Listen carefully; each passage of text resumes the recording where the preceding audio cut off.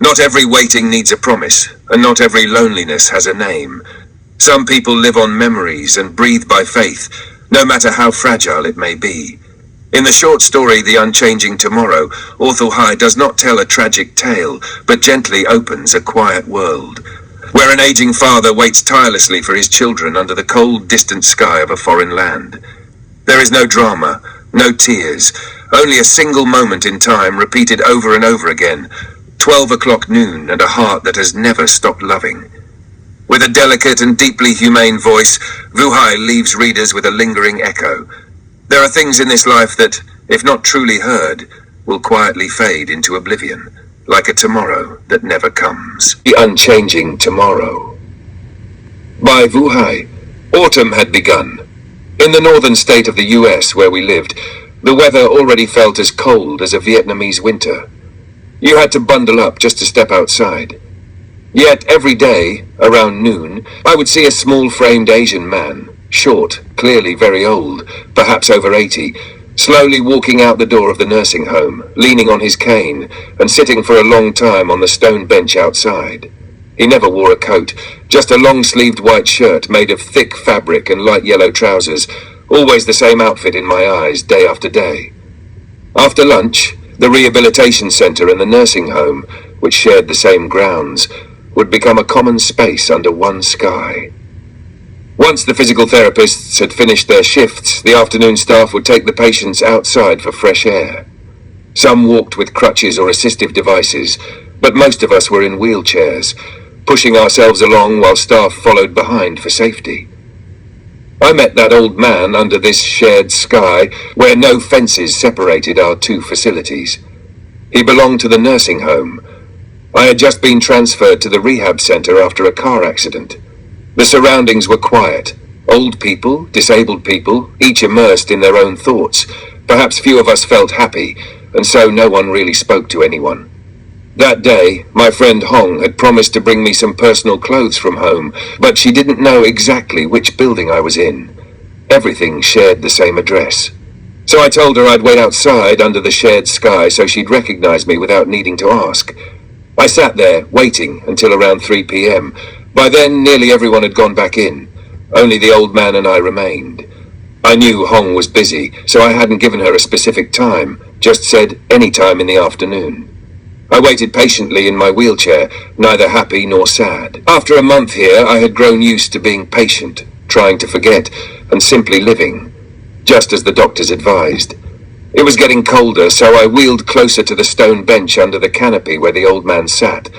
I greeted him politely in English, unsure whether he was Chinese, Korean, Thai, or Filipino. There weren't many Vietnamese in our state, so I always started in English when approaching any fellow Asian. But he broke the ice first. "You're Vietnamese too?" Just like that, we no longer needed English. He introduced himself.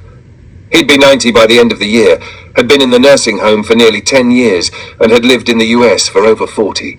That was all I learned from our first conversation. Hong arrived. I quickly said goodbye to him, and she pushed my wheelchair as I guided her back to my room. A few days later, knowing he was Vietnamese, I wheeled over to his usual bench again. I asked how he was doing and why he didn't wear a jacket. He smiled kindly, a familiar expression I remembered from old Vietnamese men back home.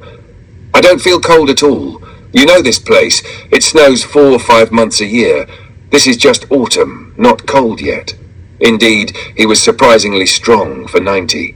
I, on the other hand, always needed warm clothes outside. He started chatting more than I did. He told me he had 4 children, 3 sons and a daughter. One lived in this state, his daughter, one in Chicago, and 2 sons, the eldest and the youngest, in New York.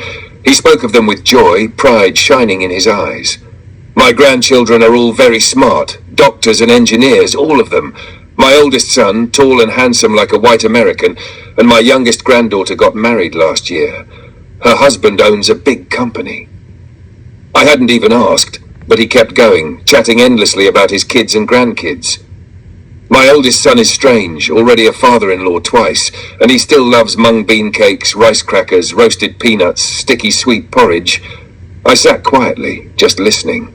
He was so happy that it touched me. After all, he was the only Vietnamese around, a piece of home in this foreign land. I let him talk, made him happy.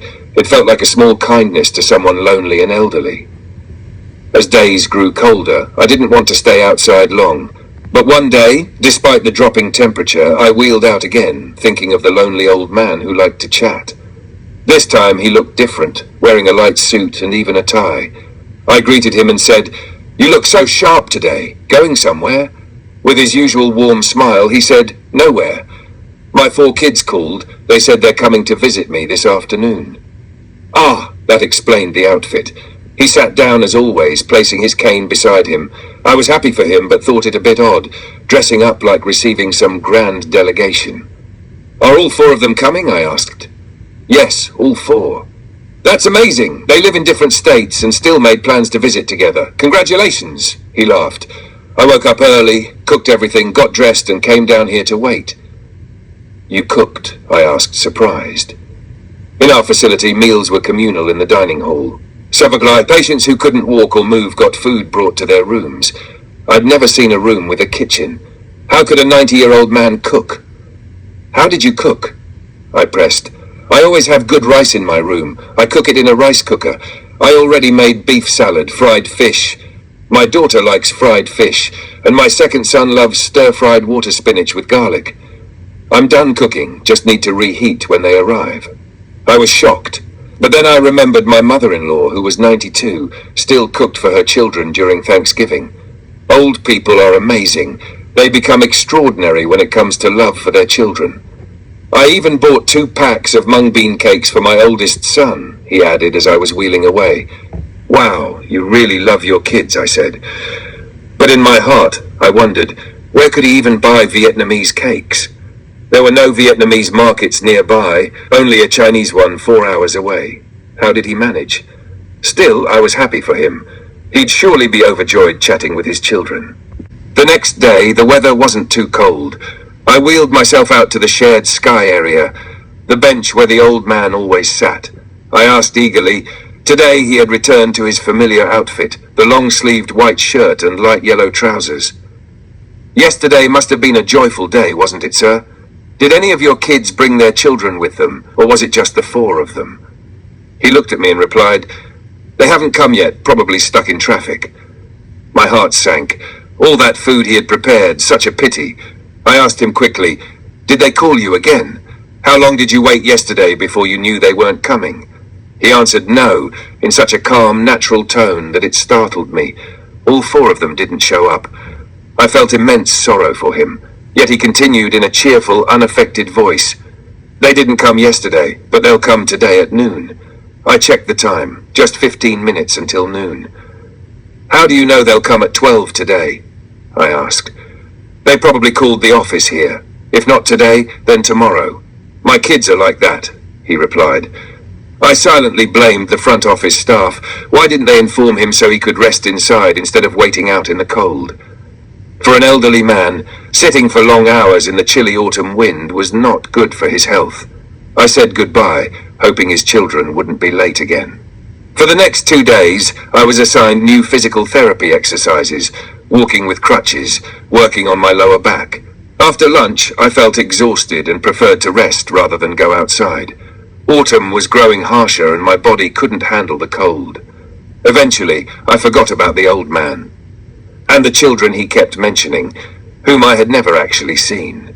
My physical therapist arranged for me to do indoor rehab, walking with equipment and balancing against the wall. I no longer had a chance to see him, nor did I know if his children had truly ever come. Later, I prepared to leave the center and continue treatment at home under a special insurance plan. That afternoon, I messaged Hong to come pick me up. As always, she was incredibly busy with public work, constantly helping others. I didn't give her a fixed time, just told her I'd wait in the shared outdoor area so she could find me easily. I asked a nurse to bring out all my belongings and place them on a bench near the old man's usual seat under the canopy. This time, I was wiser. I had lunch, rested until after 2, and only then wheeled myself outside to wait. After barely 10 minutes, the old Vietnamese man appeared again, slowly walking out with his cane, heading straight to his familiar bench. Once again, he was dressed up in his suit, tie, and polished shoes. "You're expecting your children again today, sir?" I asked. Yes, and this time some of my grandkids are coming too. I remembered the last time, so I asked, did they call to confirm? What time are they coming? He replied, same as before, 12 o'clock, noon. I was puzzled. It was already close to 3. Are you sure you didn't mishear? I asked. No way. My son was very certain. Noon, for sure. Probably stuck in traffic again. I didn't know what to say. This time, the old man didn't sit still. Each time a car pulled into the driveway, he stood up with his cane and stared intently at every vehicle, searching. I said gently, do you remember any of their phone numbers? Or maybe go ask the office to call and check. It's cold, sir. What if something happened and they can't come? You shouldn't sit here waiting like this. This time, he didn't reply. He just muttered, noon. It's noon. Time can't change. I couldn't understand what he meant. The end of autumn came with cold winds and misty rain. The thin canopy above his stone bench couldn't shield him from the drizzle. His hands began to tremble and raindrops started to fall gently on his silver hair. I wanted to help him back inside, but I was in a wheelchair. There was nothing I could do. A moment later, a staff member opened the glass door, ran out with a small umbrella and helped him inside. She spoke gently in English. Come in, sir. Come back out at noon tomorrow. I'm sure they'll come tomorrow at 12. Noticing my confused look, she circled her finger near her head, signaling me that the old man had a mental condition. And I understood. No one had ever promised to visit him at noon. His deep yearning, his loneliness, had turned into delusion. There was no cooking, no rice, no mung bean cakes. There was only a father's overwhelming love, his longing for his children, his memories of the dishes they liked, and the dream that one day they'd come back and he'd cook for them himself. I was stunned. Everything he had told me now rang hollow. But it wasn't deceit. It was heartbreak. I felt a chill. Not from the wind, but from inside me.